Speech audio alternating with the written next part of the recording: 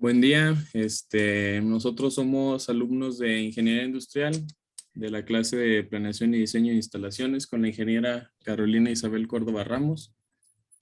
Esta presentación más que nada pues es para exponer los temas de la unidad 2, que es el manejo de materiales. Esta presentación está elaborada por su servidor, Bruno Gerardo Montes Saucedo, y mi compañero Carlos Eduardo Sánchez Aguilar. Y a continuación tenemos aquí una pequeña introducción de los temas en los que vamos a enfocarnos en esta presentación. En esta presentación se abordarán distintos temas enfocados al manejo de materiales y un ejemplo explicado por los integrantes del equipo. Pues más que nada los temas que vamos a explicar son los ya mencionados de la unidad 2, que es el 2.1, es el principio de manejo de materiales. 2.2, concepto de unidad de carga. 2.3, selección de equipo para el manejo de materiales. 2.4, procedimiento de análisis para eliminar el manejo de materiales. 2.5, almacenes, áreas de material no conformes, su localización y control. Y por último vamos a ver la metodología de SHA, así como también vamos a ver un ejemplo. Otra parte de la introducción es que el almacén es un lugar especialmente estructurado y planificado para custodiar, proteger y controlar los bienes de activo fijo o variable de la empresa, antes de ser requeridos para la administración, la producción o la venta de artículos o mercancías. Todo almacén puede considerarse redituable para un negocio según el apoyo que preste a las funciones productoras de utilidades, producción y ventas. Es importante hacer hincapié en que lo almacenado debe tener un movimiento rápido de entrada y salida. Esto quiere decir que tenga una rápida rotación. Se debe de conservar el mínimo de existencias con el mínimo de riesgo de faltantes y al menos costo posible de operación. Un almacén debe de tener una buena custodia de materiales que se encuentren ahí y bajo responsabilidad. El personal de almacén debe ser asignado a funciones especializadas de recepción, almacenamiento, registro, revisión, despacho y ayuda de control de inventarios.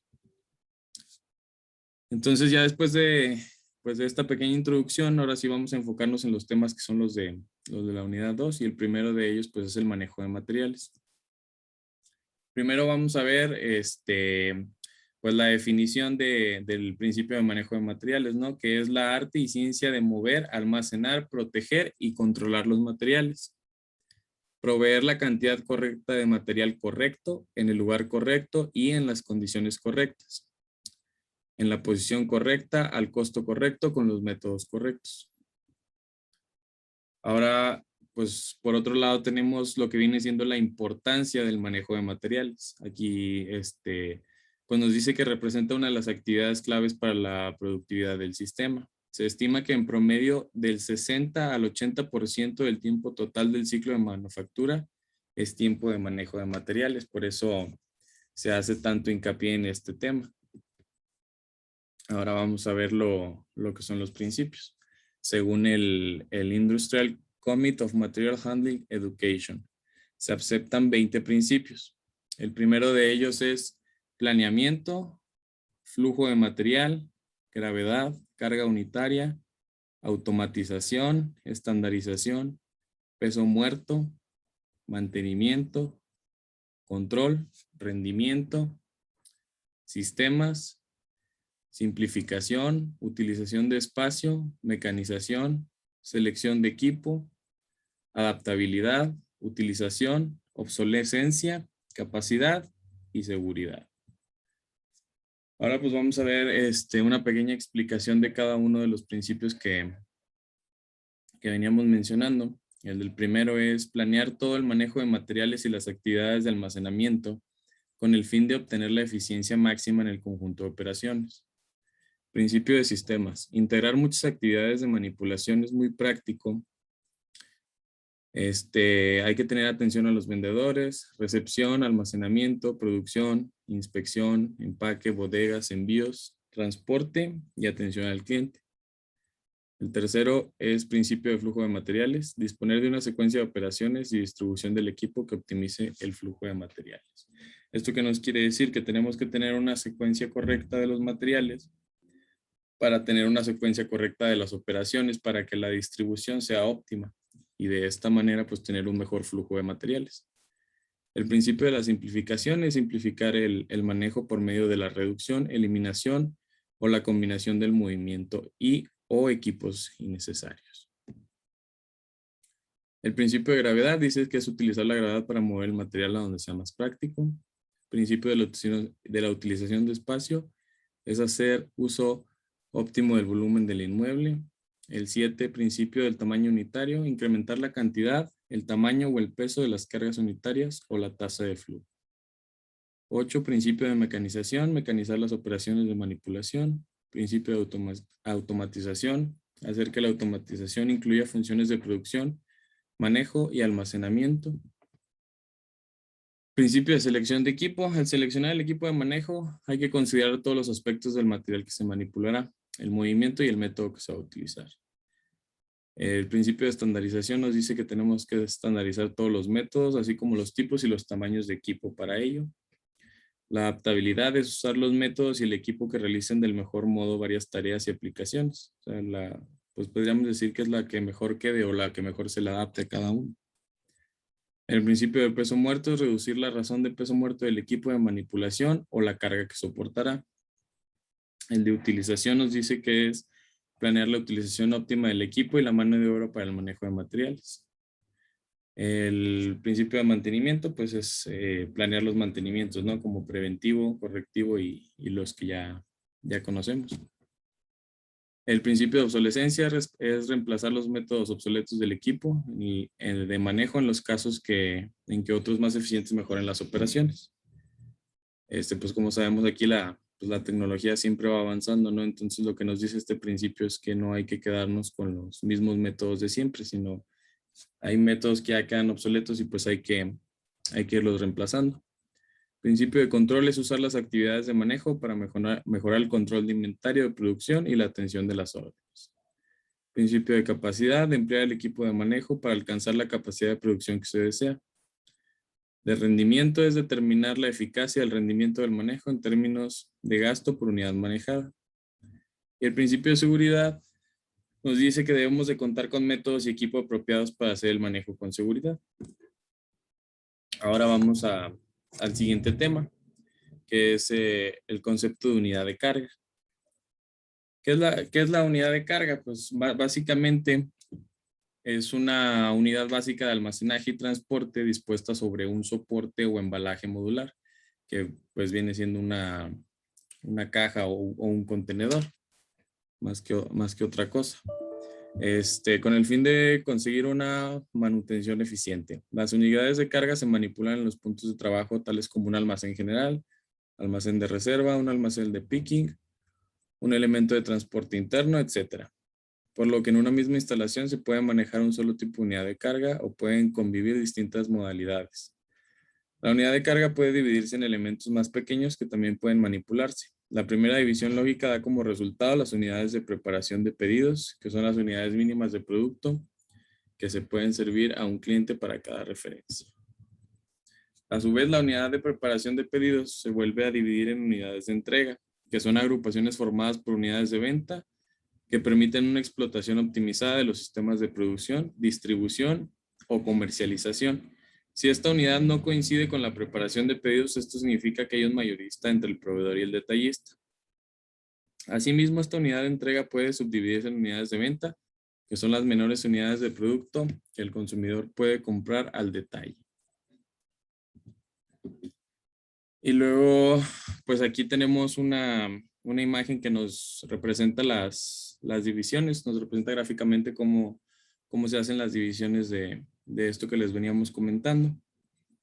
Por ejemplo, aquí en lo más pequeño pues tenemos que la unidad de consumo, la unidad de venta, le sigue, después de ella está la unidad de entrega, la unidad de preparación de pedidos, después sigue la capa o manto, y ya por último que vendría siendo el embalaje completo, que es la unidad de carga, ¿no? Esta es la subdivisión de todo lo que habíamos mencionado anteriormente. En el siguiente tema tenemos el 2.3, que es la selección de equipo para el manejo de materiales. Dice, para almacenar las mercancías, además de la nave o edificio, las instalaciones y los recursos humanos o personas que trabajan en el almacén, se requiere de una serie de equipos que hacen minimizar el tiempo en las tareas de manipulación y almacenamiento, evitar que los trabajadores hagan esfuerzos excesivos en el manejo de lotes grandes o mercancías voluminosas, reducir costes, etcétera, y que al mismo tiempo contribuyan a realizar las actividades de forma más eficiente. Aquí, por ejemplo, lo que vamos a enfocarnos más es vamos a ver los distintos tipos de maquinaria, por así llamarlo, o de equipo que se utilizan para el buen manejo de los materiales, ¿no? Para su transporte, para su carga, para su embalaje y todo ese tipo de cosas.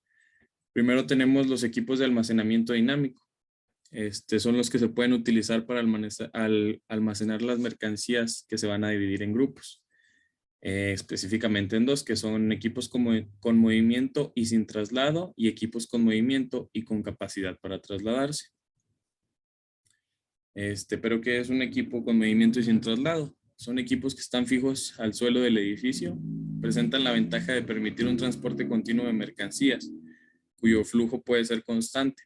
Por otra parte, si su instalación o ubicación dentro del local no es la adecuada, pueden representar el inconveniente de constituir una barrera o impedimento para otros medios de transporte interno. Este grupo de equipos pertenecen a todos los tipos de cinta transportadora, siendo las más utilizadas las siguientes. Y aquí, por ejemplo, tenemos la cinta transportadora de banda, que esta está constituida por una plataforma deslizante o banda sin fin de goma u otro material que se sitúa sobre un lecho continuo de rodillos. Es muy utilizado para el transporte de productos a granel, como los agroalimentarios, naranjas, manzanas, etcétera. Pues creo que este tipo de bandas transportadoras todas las hemos visto, son como las que tienen en los supermercados y así. Aquí existe otro tipo de banda que es la cinta transportadora de rodillos. Esta, la diferencia es que pues ya no cuenta con el recubrimiento de goma como en la pasada. Y están formadas por una pista de rodillos que a su vez están montados sobre rodamientos. Y en función de la separación existente entre los rodillos se puede utilizar para un tipo u otro de mercancía. Como por ejemplo, si la separación entre los rodillos es pequeña, permite transportar embalajes de superficies suaves como cajas de cartón. Si la separación es mediana, permite transportar paletas de madera. Y si la separación de rodillos es grande, se utiliza para paletas de acero o contenedores. También tenemos las cintas transportadoras mixtas, que pues es un conjunto o una fusión de las dos anteriores que habíamos comentado. Otro tipo de equipo para el manejo de material, pues también son las grúas aéreas, que son equipos que siempre están fijos al techo y generalmente pues están en la parte más alta del almacén. De esa manera permiten el transporte de la mercancía desde una parte a otra del local y son muy usadas en el transporte de automóviles, láminas de mármol, vigas de acero, etcétera. Pues como vemos, este tipo de grúas aéreas son para materiales pues muy pesados, ¿no? Por eso mismo es que tienen el volumen, como lo podemos ver aquí en la imagen, pues sí son grúas demasiado grandes. También tenemos los equipos con movimiento y capacidad para trasladarse, como es el patín que vemos aquí en la ilustración, que esos son de los más utilizados, la verdad. Ese es una transpaleta y esos son usados para mover contenedores que son muy pesados para moverlo sin ayuda o para una sola persona, lo cual también podría derivar en que el operador se lastime. Entonces, por eso este tipo de transpaletas, la verdad, son muy utilizados dentro del entorno automotriz. Tenemos también los apiladores, que estos son elementos de transporte muy parecidos a las transpaletas, pero llevan incorporado un mástil por donde discurren las horquillas que sujetan las paletas y permite elevarlas hasta cierta altura. Entre ellos podemos distinguir los siguientes. Los apiladores de tracción y elevación manual. Su uso más frecuente es para elevar cargas en el interior del almacén. Esto pues yo creo que lo que más lo utilizan para esto es para bajar o subir los materiales en los racks, porque muchas veces pues tienen la mercancía almacenada, pero pues como los racks son muy grandes, tienen que utilizar este tipo de equipos para poder tener acceso a esas alturas y poder bajar los materiales. También tenemos el apilador mixto, que tiene una tracción manual y elevación eléctrica. y puede realizar las funciones de los dos y suplir las desventajas del manual respecto del eléctrico. También tenemos la carretilla retráctil, que es un elemento de transporte mecánico que permite variar el centro de gravedad de la carga, lo que permite la reducción de los pasillos donde maniobra esta carretilla. Puede ser de horquilla retráctil o de mástil retráctil. Sirve como carretilla en zonas cerradas, utilizándose para la manipulación de mercancías en el interior de un almacén. También tenemos lo que son los transelevadores, que estos sí pues no son tan comunes, pero también pueden llegar a ser vistos en la industria, que son equipos de almacenamiento mecánicos que pueden transportar y elevar cargas por medio de pasillos estrechos a gran velocidad. Existen transelevadores con conductor y con microprocesador. Estos se emplean para extraer y colocar paletas completas de forma automatizada. Pues como podemos ver, esto ya pues incluye mucha más tecnología. Y a continuación mi compañero va a seguir explicando la presentación. Bueno, continuando con el siguiente tema, que es 2.4, procedimiento de análisis para eliminar el manejo de materiales.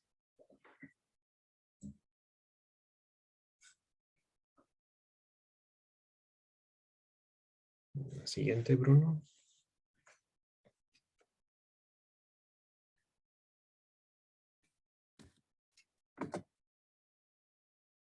No sé por qué no se cambia la diapositiva.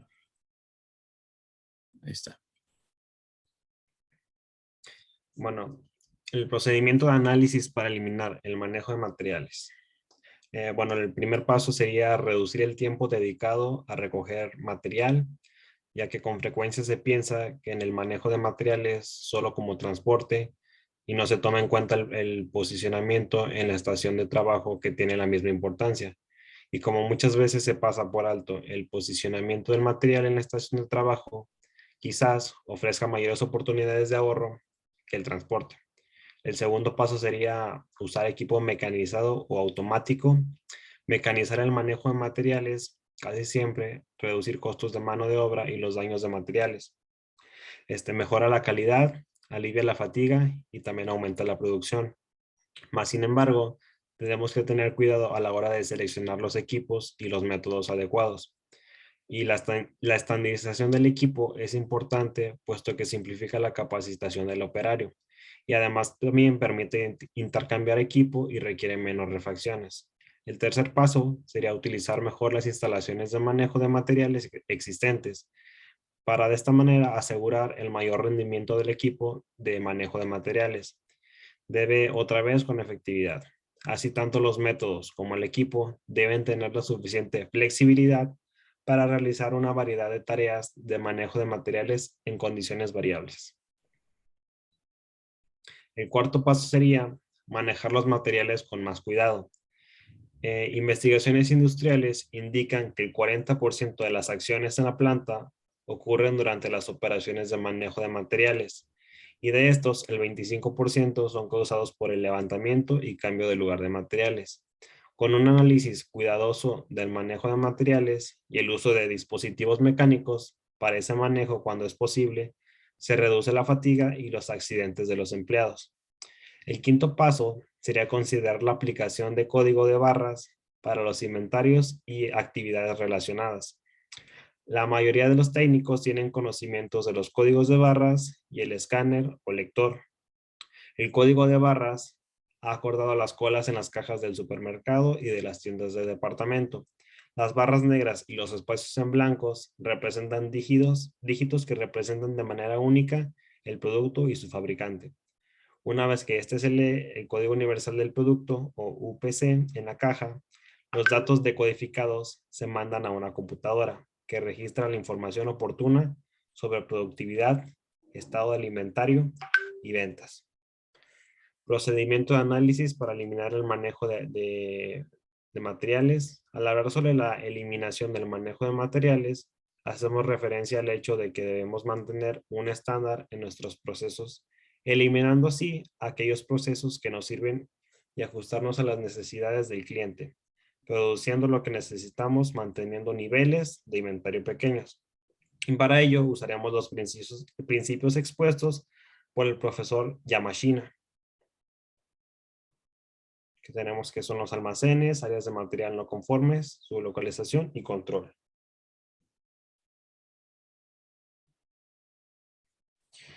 Bueno, primero, un almacén es un lugar o un espacio físico para el almacenaje de bienes dentro de una cadena de suministro. Los almacenes son una infraestructura imprescindible para la actividad de todo tipo de actividades, de todo tipo de agentes económicos, ya sea agricultores, ganaderos, mineros, industriales, transportistas, importadores, exportadores, comerciantes, intermediarios, consumidores finales, etc.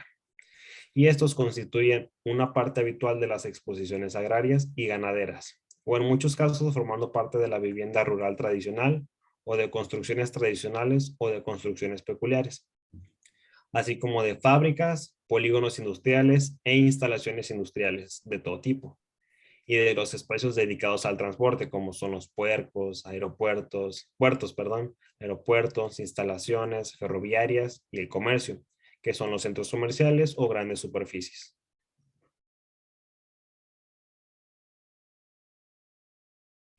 Bueno, el producto no conforme. Un producto no conforme es todo aquel que no cumple con algunos requisitos determinados por el sistema de gestión de calidad, ya sea como por ejemplo un material comprado que ha llegado defectuoso o un material que no ha sido identificado cuando este se le requiere, etcétera. La organización debe asegurarse de que el producto que no sea conforme con los requisitos se identifica y controla para prevenir su uso o entrega no internacional. Los controles, las responsabilidades y autoridades relacionadas con el tratamiento de producto no conforme deben estar definidos en un procedimiento documentado. Hay que tener en cuenta que la norma es aplicable tanto a productos como a servicios, por lo que también en este procedimiento han de tenerse en cuenta los servicios no conformes, como pueden ser un envío a un cliente con cierto retraso, cuentas de servicios, un producto o servicio no conforme, es aquel que no cumple con los requisitos establecidos en cada proceso y puede ser detectado durante o después de la ejecución del proceso por el personal involucrado en el proceso. Y la persona que identifica el producto no conforme notifica de manera verbal o de manera escrita al líder de este proceso. Metemos el registro de producto no conforme, que en caso de proceder a la notificación del producto no conforme, el líder del proceso deberá registrar el producto no conforme en el formato. Y el líder del proceso y el líder de implantación deben analizar el expediente de producto no conforme generado con el fin de tomar las acciones correspondientes e informar acerca de los productos no conformes. Aquí tenemos un pequeño diagrama del proceso no conforme, en el cual primero identificamos el producto no conforme, después comunicamos al responsable del proceso, tomamos acciones para eliminar la no conformidad, después verificar el cumplimiento de las acciones tomadas, y por último, si se cumplen con los requisitos, si no se cumplen, hay que tomar acciones de nuevo para eliminar la conformidad. Y si sí se conforman, hay que archivar el registro. El siguiente es localización y control de productos no conformes. Bueno, su organización debe asegurarse de que cada producto no conforme a los requisitos sea identificado y controlado para impedir la entrega. Los controles y las responsabilidades deben definirse en un procedimiento documentado. La empresa gestionará el producto no conforme de una o varias de las siguientes maneras, ya sea acción para eliminar la no conformidad, autorización de uso por derogación de parte de la relativa autoridad, y si corresponde del cliente, y acción para impedir el uso inadecuado desde el origen. Y tenemos el último tema, que es la metodología SHA. Bueno, primero su definición. El SHA es un conjunto de 6 procedimientos que se pueden aplicar a proyectos pequeños que no requieren un análisis más profundo del sistema de manejo de materiales. Bueno, el análisis sistemático de manejo es un procedimiento organizado de la aplicación universal a cualquier proyecto de manejo de materiales y consiste en la estructura de fase, patrón de procedimientos y colocación de convenciones. Aquí tenemos las 4 fases, que serían integración externa, plan total de manejo, plan de manejo detallado e instalación. Bueno, el primero, que sería integración externa. En esta fase, aquí se aprecian los movimientos de todas las áreas sometidas al estudio, y primero se considera el movimiento del material fuera del área, problemática de manejo de materiales, relacionar el problema de manejo de materiales específicos con situaciones y condiciones externas sobre las cuales no se tiene control. El siguiente es el plan de manejo. En este punto se establecen los métodos para el movimiento de los materiales de las áreas principales. Las decisiones en el manejo total de material deben abarcar a los sistemas básicos, a los diferentes tipos de equipos, unidades de transporte o contenedores que se utilizan. El siguiente planes de manejo detallado tiene que ver con los movimientos de material entre distintos puntos dentro de cada área principal, y en esta fase se debe seguir sobre los métodos detallados de transporte, tales como el sistema específico, equipos y contenedores a utilizar entre los puestos de trabajo. Instalaciones, que según el SHA, ningún plan está completo sin la implementación, y aquí se plantea todo lo necesario para realizar el equipo. Entrenamiento personal, cronograma e implementación de las instalaciones físicas del manejo de materiales. Después de esto, se componen las pruebas de nuevos métodos de transporte y se verifican los procedimientos operativos y monitoreo de las instalaciones para asegurarse de su funcionamiento. Aquí tenemos los elementos clave, que se examinarán los elementos claves de entrada preliminar necesarios para alcanzar un problema de manejo de materiales, y estos son P, que significa productos o materiales, K, que es cantidades, R, que son rutas, S, servicio de soporte, y T, que son tiempos. Y aquí tenemos la simbología, que sería clasificar de información, analizar información, visualizar flujo, establecer planes, evaluar alternativas y detallar e instalar. Y aquí tenemos un pequeño problema, que lo que se busca es la razón MOMM, que significa manejo de obra de manejo de materiales. Y primero, pues tenemos que calcular la razón de manejo de materiales. Y aquí tenemos primero los operadores de equipo de manejo de materiales, que son los montacargas, las grúas, etcétera, el número de agentes de cada una y su nómina de costo por año. En el primero nos da un total de 21 agentes y un total de 223,400. En el segundo tenemos las actividades relacionadas con el manejo de materiales, como los almacenes, muelle de recibidor, de embarque, igual su número de agentes y su nómina costo por año, que en este caso nos da un total de 18, con una nómina total de 203,700. Y el tercero, que sería actividades de soporte, que ya sea el control de producción, operaciones de empaque, registros. Este nos da un total de 23 agentes y un total de 147,270. Y para sacar aquí, pues sería una pequeña división para sacar la razón MOMM entre el personal asignado a deberes de manejo de materiales dividido entre el total de la fuerza de trabajo operativo, que en este caso nos da un resultado de 0,0975 en porcentaje, dándonos un total de 9,76%. Y como conclusión de este tema, podemos decir que este nos proporciona muchos procedimientos específicos a seguir, el cual al hacerlos nos puede ahorrar una gran cantidad de tiempo de investigación y desarrollo. Además de que también nos ayuda a tomar mejores decisiones y brindarnos más confianza para aprobar la investigación realizada por la empresa gestora. Y que las decisiones sobre el manejo total del material deben cubrir el sistema básico, a los diferentes tipos de equipo, los dispositivos de transporte o los contenedores utilizados, y que esta relación con el movimiento de materiales entre diferentes puntos en cada área principal. Bueno, y pues eso sería todo de nuestra parte. Muchas gracias. Gracias.